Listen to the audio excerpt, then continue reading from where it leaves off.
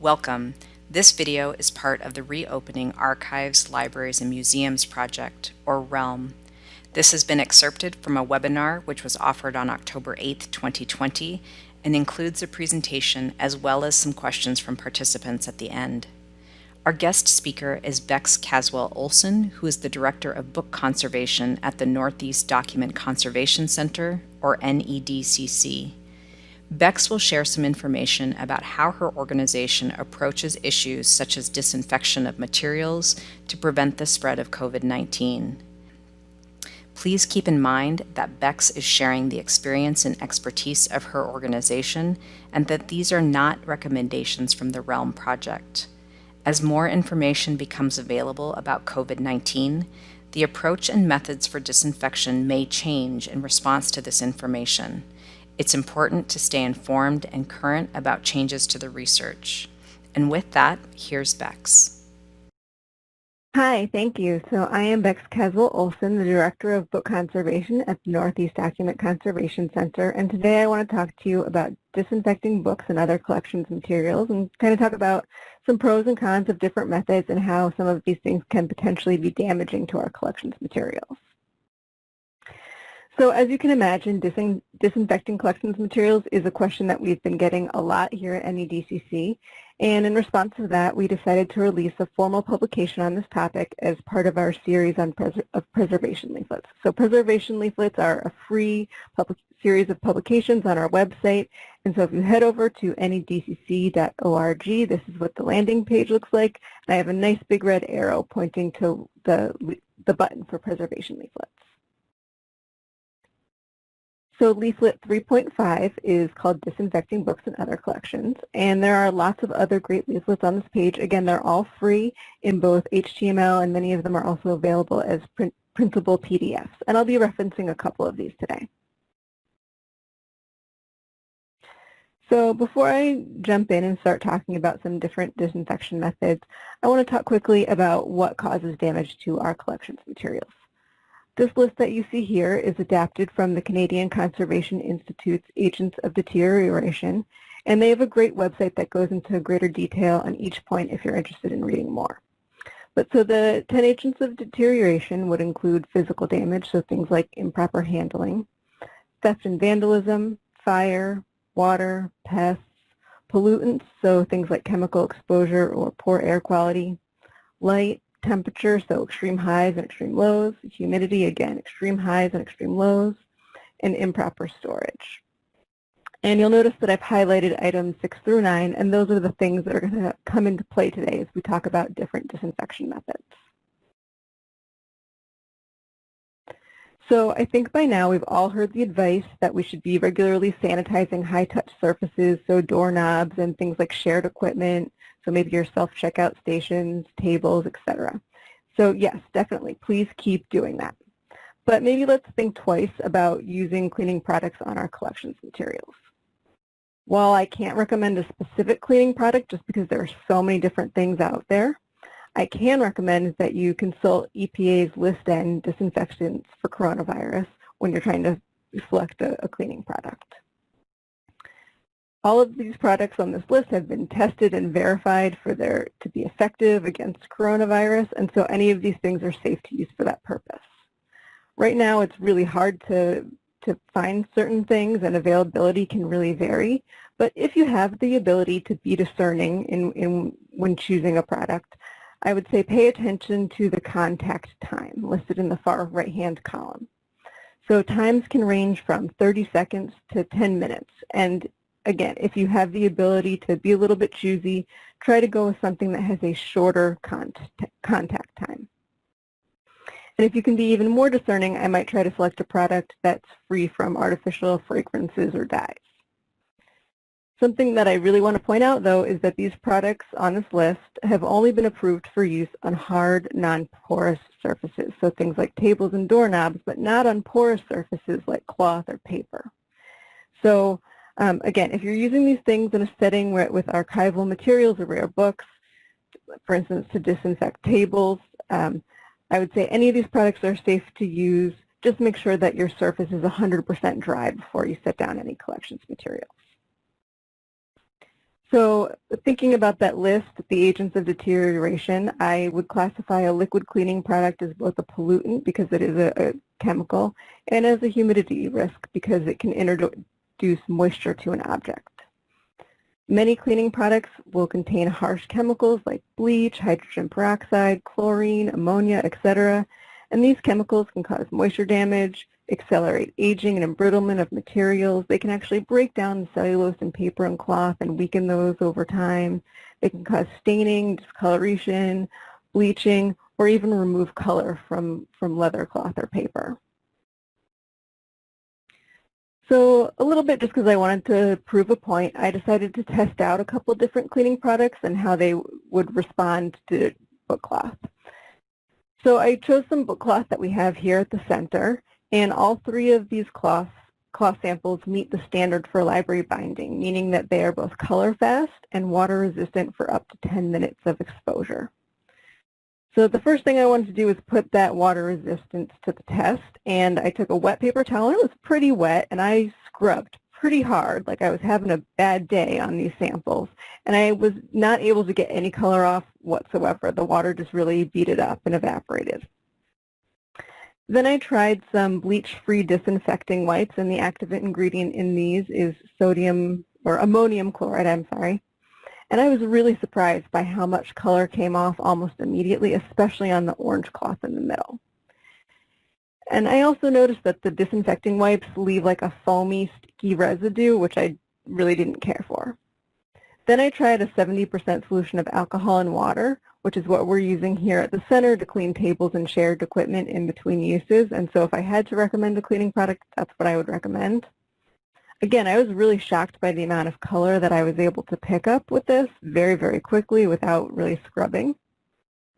And I think it's really important to notice that the alcohol and the disinfecting wipes affected these cloths differently, which tells me that it's going to be really, really hard to find one product that's going to be safe for use on everything in your collection. So fogging of disinfectant is another thing I've been hearing a lot about, especially as more and more places are reopening. And again, I think this method would fall into both the pollutant and humidity categories. Fogging is really interesting to me because it's a really good way of dispersing disinfectant in a large surface area in a pretty short period of time. And I definitely think this is something that has potential for public spaces like classrooms or municipal buildings. But at the moment, the EPA is not recommending this method to help control COVID-19 because it has not been tested for safety and efficacy. So I've seen a bunch of cleaning companies advertising this as a service and saying that it's EPA approved, and I think that's very misleading. They're using cleaning products that are EPA approved and are on that list and that we talked about earlier, but they're not necessarily approved for use in this application. Again, fogging is only going to be appropriate for use on hard surfaces, so not on things like upholstery or paper or carpet, and only exposed surfaces will be sanitized, so a closed book or books in a stack aren't going to adequately be sanitized. This is also something that really has to be done by a vendor, and I think that that makes it expensive and therefore perhaps very impractical in terms of disinfecting collections materials on a regular basis.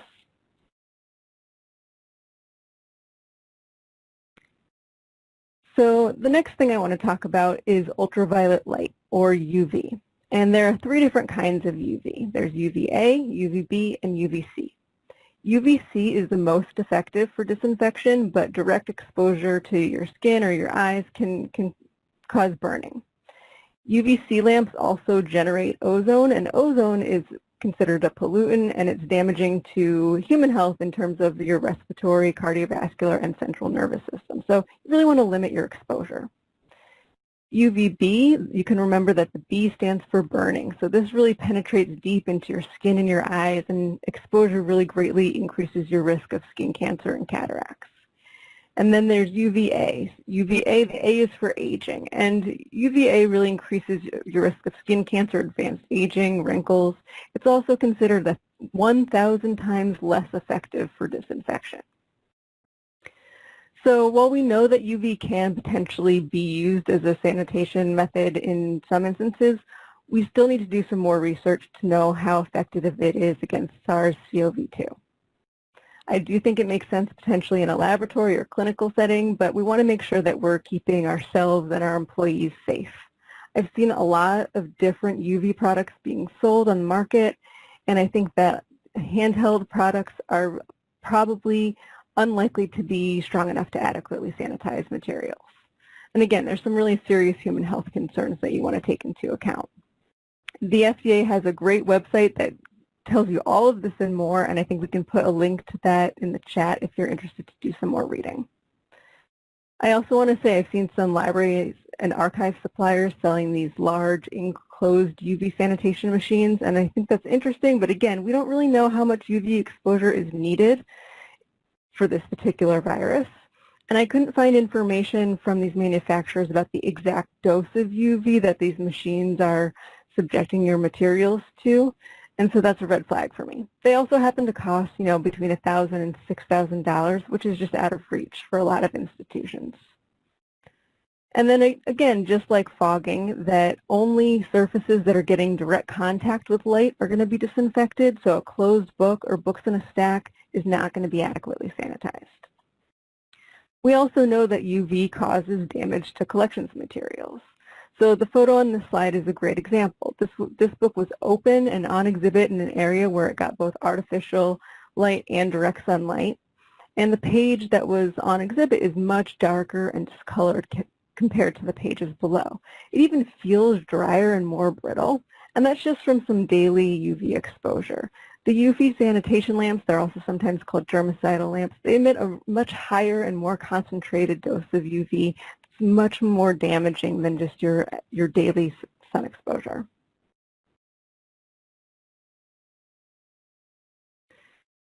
So all light is damaging, but UV light is the most damaging. And it's important to remember that light damage is both cumulative and irreversible. Light damage can cause fading, discoloration, advanced aging, embrittlement of paper, also fabrics, plastics, etc. On the last slide, I showed an example of paper that had yellowed and darkened from light exposure, and the photo in this slide is showing the exact opposite, a book cover that has been severely faded as the result of daily light exposure. Best practices for collections care include eliminating or minimizing as much UV light as possible in areas where collections are present, and that includes blocking out sunlight, maybe putting UV filtering glaze or film on your windows, but also just filtering out UV from artificial light sources like fluorescent lights, either using filters or changing those out for LEDs. So blasting our collections materials with high doses of UV just is really contrary to that basic element of collections care, and so it's not something I feel comfortable recommending in this context. If you're interested in learning more about light and how it damages collections materials, I'd encourage you to check out NEDCC's leaflet on protection from light damage, and I think we can put a link up in the chat. So heat is the last thing I want to talk about. I know that there's some research out there that shows that heat can be effective at killing coronavirus, and so I just wanted to address that. Again, best practices for collections care really advise against exposing our materials to high temperatures and also against extreme fluctuations in temperature. So, the chemical reactions that lead to deterioration in paper and cloth, etc., happen twice as fast with each 10-degree temperature increase.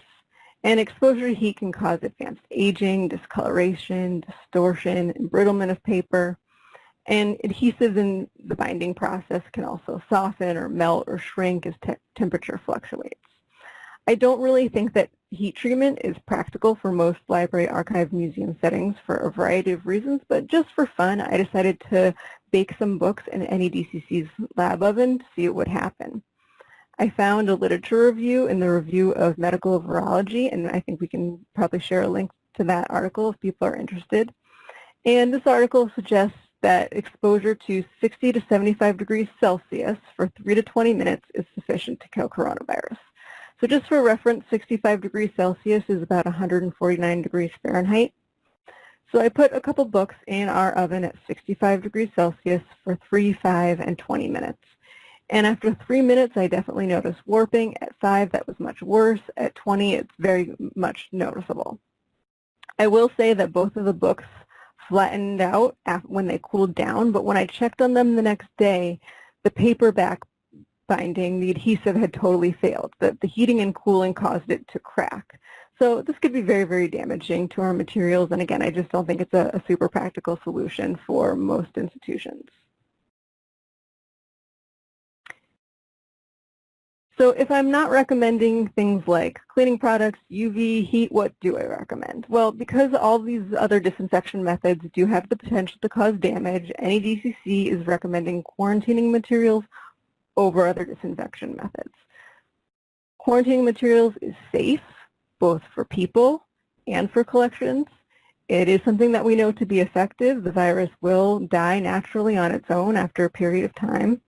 And it's a low or no cost solution, which I think is really appealing. I think a lot of places are feeling a budget crunch, especially at this point in time.